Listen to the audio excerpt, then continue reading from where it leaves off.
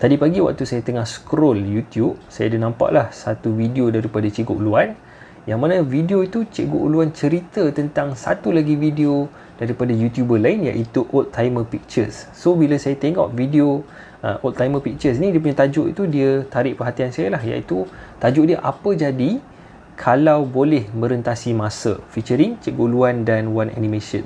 So dalam video itu dia ada cerita tentang apa yang kita boleh buat dengan mesin masa. So dia ada banyaklah cerita, kalau kita ada mesin masa, kita boleh pergi ke zaman dinosaur, kita boleh pergi ke masa lepas, ubah benda ini, benda itu. Jadi dalam video ni saya tak mau ceritalah pasal video oleh Old Timer Pictures ni. Saya nak cerita tentang sama ada boleh ataupun tidak untuk kita merentasi masa. Adakah secara fizikalnya, secara sainsnya, adakah boleh ataupun tidak kita nak merentasi masa. Jadi pengembaraan merentasi masa ini mungkin kita pernah dengar dekat dalam movie ataupun dekat dalam buku science fiction. So movie macam Interstellar ataupun movie Predestination, dan ada macam-macam lagi lah movie yang menggunakan time travel ini.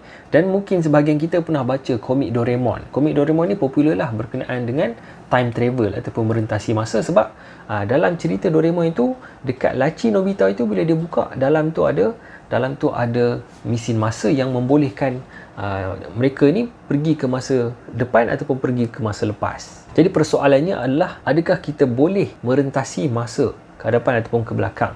So jawapannya ada dua, iaitu boleh dan tak boleh. Boleh kalau kita nak pergi ke masa hadapan, tak boleh kalau kita nak patah balik ke belakang. Jadi maksudnya merentasi masa ini dia satu hala saja, dia one way travel, iaitu kita boleh pergi ke depan, dan kalau kita dah bergerak pergi ke masa hadapan, kita tak boleh nak patah balik ke masa lampau. Jadi kita tengok dulu berkenaan dengan kita nak bergerak merentasi ke masa hadapan. So macam mana kita nak buat? Dia sebenarnya mudah saja. Kita duduk diam pun kita sedang merentasi ke masa hadapan. So kalau kita tak buat apa-apa, sebenarnya masa itu sentiasa berjalan. Jadi kita sentiasa bergerak ke masa hadapan. Cuma yang tu tak best sangat lah. Persoalannya adalah, adakah kita boleh memecut ke masa depan? Contohnya macam kita nak pergi ke 20 tahun akan datang dalam masa 1 jam ataupun 1 hari sahaja. So jawapannya adalah boleh. Secara fizikalnya memang boleh untuk kita pergi ke masa depan. Jadi ada dua kaedah untuk kita pergi ke masa depan, iaitu yang pertama adalah menggunakan teori kerelatifan Einstein, iaitu teori kerelatifan khas, dan yang kedua adalah teori kerelatifan am oleh Einstein juga. So macam mana? Kita tengok dulu yang pertama, iaitu teori kerelatifan khas oleh Einstein. So teori itu dia kata, lagi laju kita bergerak, lagi perlahan masa kita berlalu. Okey, so contoh mudah adalah kalau kita naik kereta dengan kita duduk diam. Orang yang dalam kereta itu, masa dia akan bergerak lagi perlahan berbanding dengan kita yang duduk diam dekat tepi. Jadi macam mana kita nak pergi ke masa hadapan?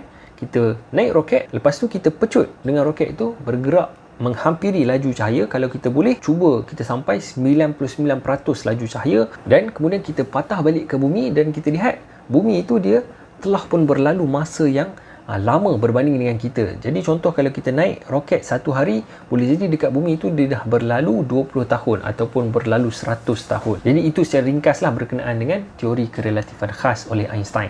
Teori yang kedua pula adalah berkenaan dengan teori kerelatifan am, dan konsep dia pun sebenarnya mudah juga. Dia kata kalau yang pertama tadi tu, lagi laju kita bergerak, lagi perlahan masa kita. Teori yang kedua ini dia kata lagi kuat tarikan graviti, lagi perlahan masa kita. Jadi kalau kita berada dekat tempat yang graviti dia kuat, kita punya masa itu akan bergerak perlahan. Contohnya kalau bulan dengan bumi. Jadi bulan dia punya graviti dia 1/6 lebih kecil daripada bumi. Maksudnya kalau kita duduk dekat bulan, masa kita itu akan lagi cepat berbanding dengan kita dekat bumi, sebab dekat bumi ni tarikan graviti dia lagi kuat daripada dekat bulan. Tapi kalau kita nak pergi ke hadapan dengan lagi laju, kita boleh naik roket, kemudian kita pergi ke lohong hitam sebagai contoh. Kita jangan masuklah, kita duduk dekat kawasan di luar lohong hitam itu yang mana graviti dia kuat, lepas tu kita patah balik ke bumi. Jadi disebabkan oleh tadi itu kita berada dekat tempat yang graviti kuat, masa kita itu akan bergerak perlahan, dan bila kita patah balik, dia akan bergerak dengan cepatlah ke masa hadapan. Jadi konsep ini sebenarnya dah digunakan dalam Interstellar. Kalau kita perasanlah, dia pergi ke black hole, dia pergi ke lohong hitam yang mana bila dia balik ke bumi, masa dekat bumi itu dah berlalu hampir 100 tahun. Jadi maksudnya nak ke hadapan memang boleh lah, secara fizikalnya memang dah ada teori yang membolehkan kita untuk bergerak ke masa hadapan. Dan teori ini pun sebenarnya telah pun dibuktikan, dan kita juga ada teknologi yang menggunakan dua-dua teori ini dalam kehidupan kita. Contoh macam GPS lah. GPS ini contoh yang biasa. Disebabkan GPS itu dia menggunakan satelit, dan satelit bergerak dengan laju, jadi kita perlu ambil kira lah kesan daripada teori kerelatifan ini untuk kita kira dia punya masa, perbezaan masa antara satelit dengan kita dekat bumi lah, untuk kita tahu kedudukan kita yang sebenar. Jadi sekarang kita tengok pula berkenaan dengan nak patah balik masa ke belakang. Macam yang saya sebut awal-awal tadi, kita nak patah balik ke belakang itu dia mustahil lah. Ikut hukum fizik, ikut teori Einstein tadi pun mustahil untuk kita patah balik masa ke belakang. Cuma adalah beberapa puluh tahun yang lepas, ada satu kaedah yang ahli fizik jumpa untuk kita patah balik ke belakang, iaitu dengan kita menggunakan wormhole ataupun lohong cecacing. Jadi konsep lohong cecacing ni dia sebenarnya sama macam pintu ke mana saja dalam cerita Doraemon itu. Kita buka satu pintu, kita masuk, kemudian kita akan pergi ke tempat yang lain, ke masa yang lain. Jadi maksudnya lohong cecacing itu dia menghubungkan dua ruang masa yang berbeza. Ruang masa, bukan ruang saja ataupun masa saja.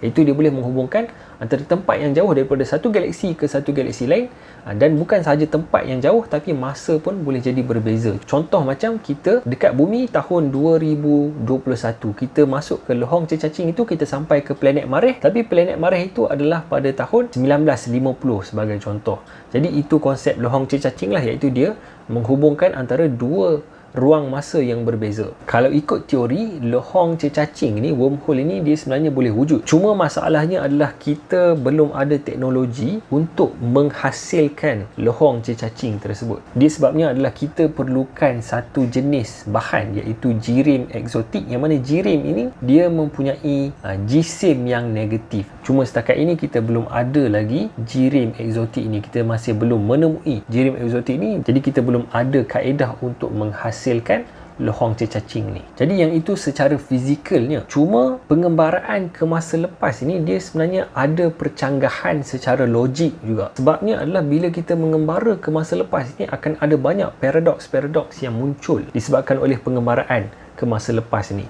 Contohnya macam paradoks datuk ataupun grandfather paradox. Kita juga ada paradoks tali kasut, iaitu bootstrap paradox, dan kita juga ada paradoks Fermi. Cuma untuk paradoks ni kita akan tengok dalam video yang akan datang lah. Jadi jangan lupa untuk tekan subscribe dan like, dan kita jumpa lagi dalam video yang akan datang.